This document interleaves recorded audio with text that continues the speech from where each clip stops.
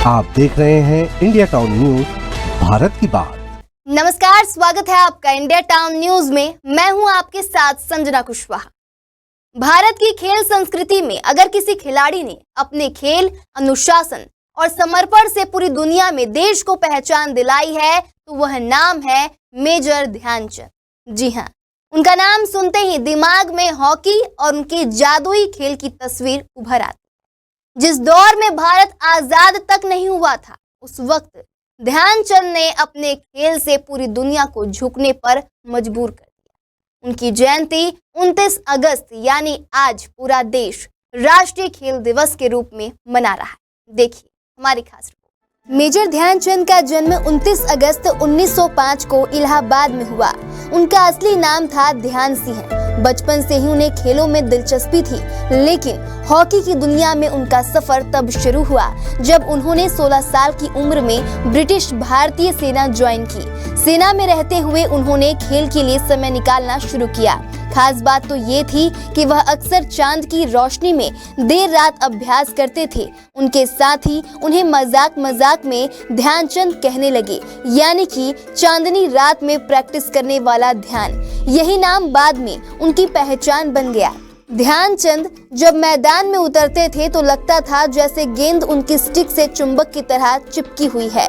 विरोधी खिलाड़ी लाख कोशिश करते, लेकिन उनसे गेंद छीनना आसान नहीं होता।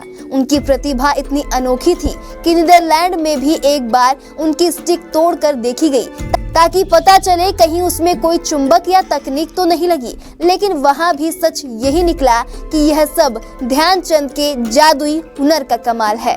ध्यानचंद का खेल सिर्फ भारत तक सीमित नहीं रहा, पूरी दुनिया उनके खेल की दीवानी हो गई। जर्मनी के तानाशाह एडोल्फ हिटलर भी 1936 के बर्लिन ओलंपिक में उनके खेल से इतने प्रभावित हुए कि उन्होंने ध्यानचंद को जर्मन नागरिकता और अपनी सेना में कर्नल का पद देने का ऑफर दिया, लेकिन ध्यानचंद ने यह प्रस्ताव ठुकरा दिया। उन्होंने साफ कहा कि मेरा जीवन भारत के लिए है।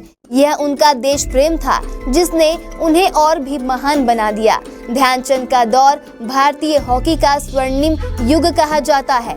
उनकी मौजूदगी में भारत ने लगातार 3 ओलंपिक यानी कि 1928, 1932 और 1936 में गोल्ड मेडल जीते। सबसे यादगार जीत रही 1936 बर्लिन ओलंपिक। उस फाइनल में भारत ने जर्मनी को 8-1 से हराया। इस मैच में ध्यानचंद का खेल देख पूरी दुनिया हैरान रह गई। इस जीत के बाद हॉकी को भारत का राष्ट्रीय खेल माना जाने लगा। तो वही मेजर ध्यानचंद की शानदार उपलब्धियों को देखते हुए भारत सरकार ने उन्हें 1956 में पद्म भूषण से सम्मानित किया। उनकी जयंती 29 अगस्त को पूरे देश में राष्ट्रीय खेल दिवस के रूप में मनाई जाती है।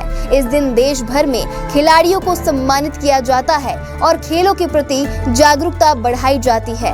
उनकी विरासत आगे भी जारी रही। उनके बेटे अशोक ध्यानचंद ने भी भारतीय हॉकी टीम के लिए खेला और 1975 के हॉकी विश्व कप में पाकिस्तान के खिलाफ गोल दागकर भारत को स्वर्ण पदक दिलाने में अहम भूमिका निभाई।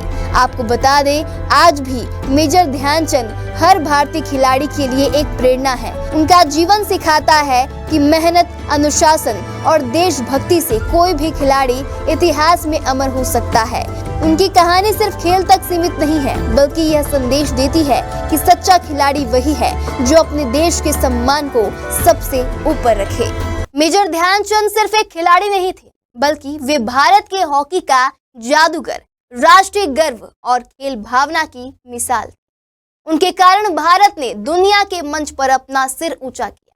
29 अगस्त को जब हम राष्ट्रीय खेल दिवस मनाते हैं तो यह केवल एक समारोह नहीं होता, बल्कि यह हमें याद दिलाता है कि खेलों की असली ताकत क्या है: अनुशासन, मेहनत और देशभक्ति। फिलहाल अभी के लिए इतना ही। अगली बार फिर हाजिर होंगे एक नए विषय को लेकर। तब तक के लिए देखते रहिए इंडिया टाउन न्यूज, भारत की बात।